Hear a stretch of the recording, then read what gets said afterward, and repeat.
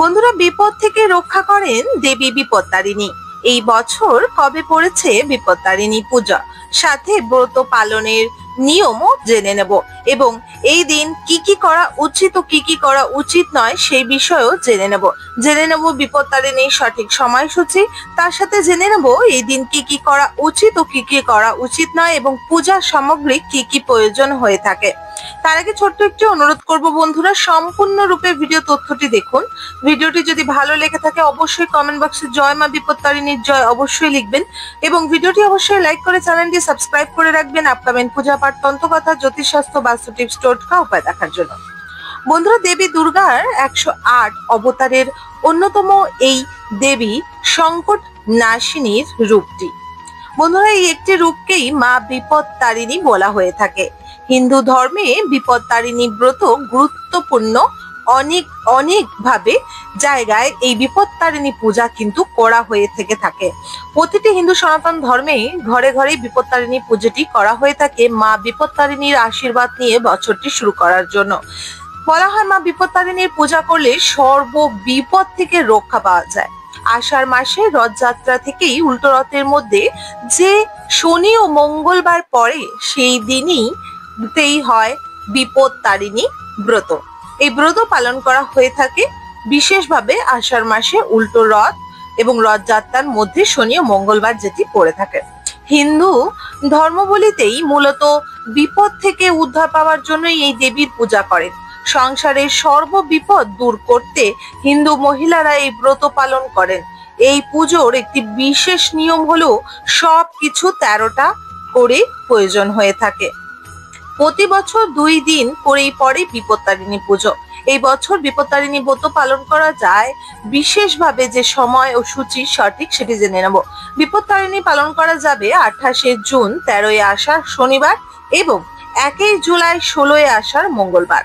বন্ধুরা, ব্রত পালনের কি কি নিয়ম রয়েছে তার আগে জেনে নেব ব্রত পালনের কি কি লাগে, দেবীর পূজা করতে কি কি প্রয়োজন হচ্ছে এবং কিভাবে সেই পূজা আরাধনা করবেন।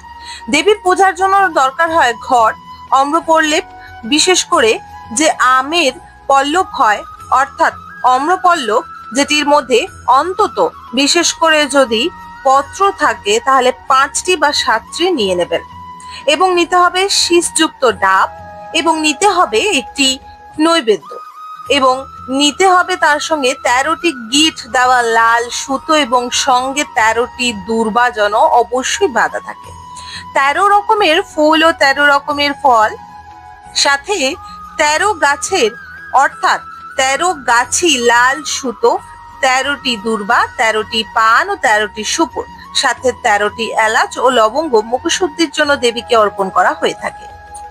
আপনার বাড়িতে যতজন সদস্য রয়েছে তাদের প্রত্যেকের জন্য একটি করে লাল সুতো নিয়ে নিতে হবে এবং যদি লাল সুতো ওগুলো 13 বার আপনাকে 13 ভাবে গিট তৈরি করতে হবে। অর্থাৎ যে লাল সুতোর ধাগাটি রয়েছে সেটি কিন্তু একদম সরু সুতোর মতো, সেটিকে 13 বার ফোল্ড করে নিতে হবে অর্থাৎ 13টি যেন হয় সুতোটি এবং সেই সুতোর মধ্যে মা বিপত্তারিণীর নাম করে করে 13টি গিট হবে এবং মাঝখানের গিটের মধ্যে 13টি ভালো দূর্বা গিট মারতে হবে।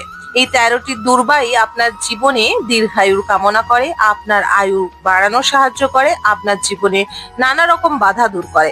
মা বিপত্তারিণীর আশীর্বাদ ওই লাল ডোর আপনার জীবনে সর্বরকম বাধা, অকাল মৃত্যু, দুর্ঘটনা এবং নানা রকম হাওয়া বাতাস ও নেগেটিভিটির হাত থেকে আপনাকে রক্ষা করে।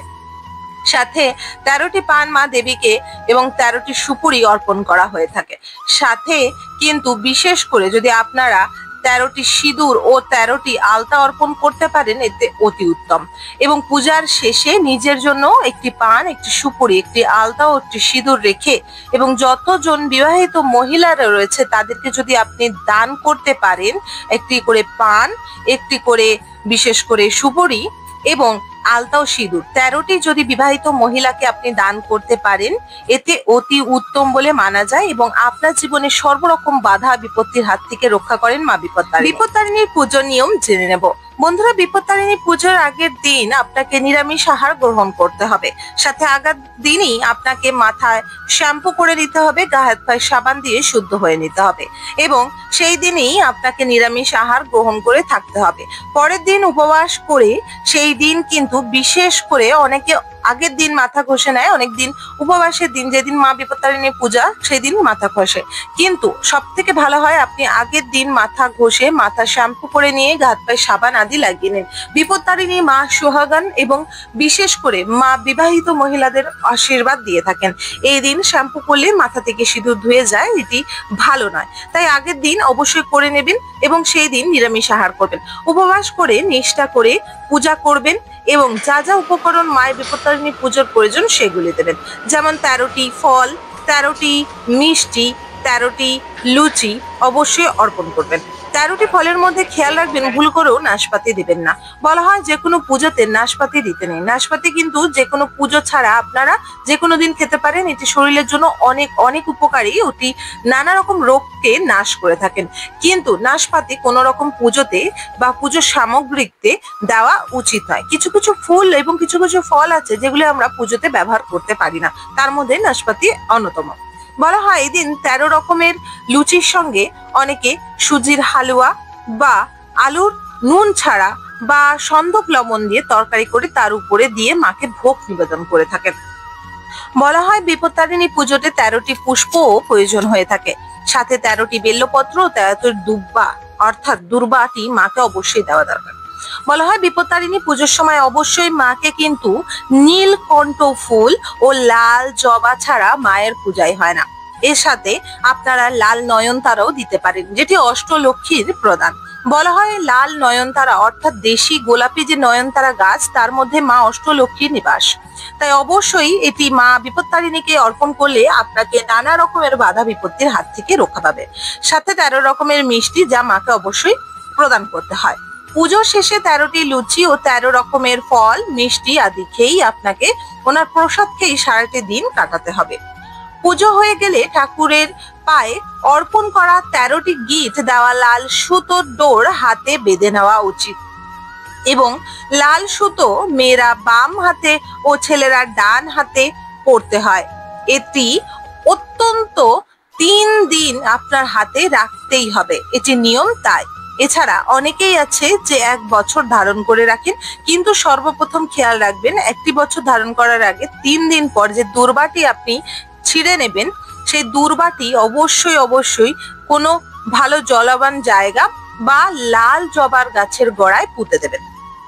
সাথে খেয়াল রাখতে হবে যে ডোরটি আপনি ধারণ করছেন, সেই ডোরটি ধারণ করার সময় আপনাকে এইটুকুনি খেয়াল রাখতে হবে মায়ের মন্ত্র বলে অবশ্যই ধারণ করবেন বা মা বিপত্তারিণীকে স্মরণ করে ধারণ করবেন।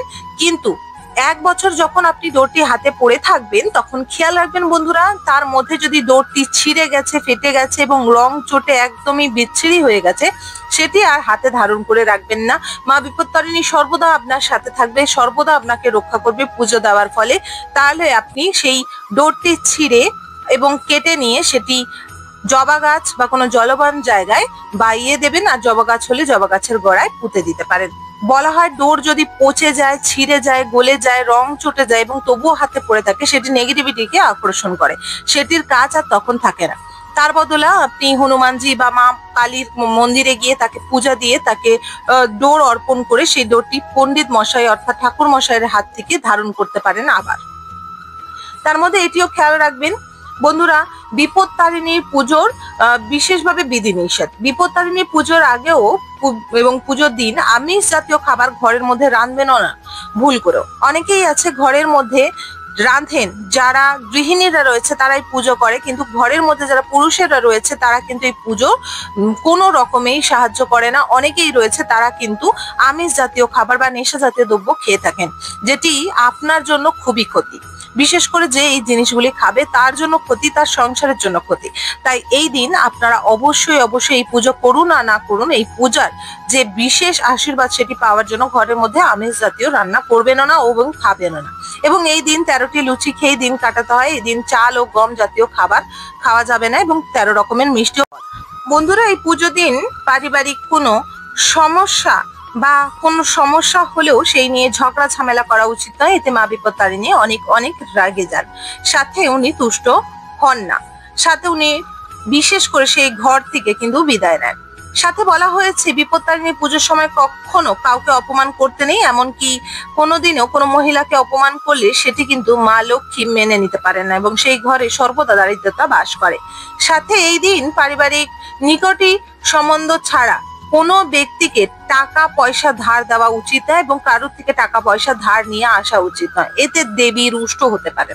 সাথে কারো থেকে টাকা পয়সা ধার নিয়ে দেবীর পূজা আরাধনা করা উচিত না, আপনার সামর্থ্যে যেটুকুনি মা দিয়েছেন তার মধ্যেই। এবং বিপত্তারিণী মন্ত্রটি আমি স্ক্রিনে দিয়ে দিয়েছি, যাদের যাদের প্রয়োজন হবে তারা কিন্তু স্ক্রিনশট নিয়ে এই ভিডিওটির মাধ্যমে আপনারা এই মন্ত্রটি জাপ করতে পারেন।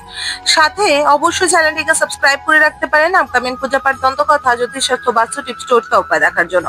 এবং অবশ্যই অবশ্যই সবাই সুস্থ থাকুন, ভালো থাকুন, মা বিপত্তারিণীর আশীর্বাদে আপনাদের সংসারের উপর থেকে সর্ববিপদ এবং সংকট দূর হোক।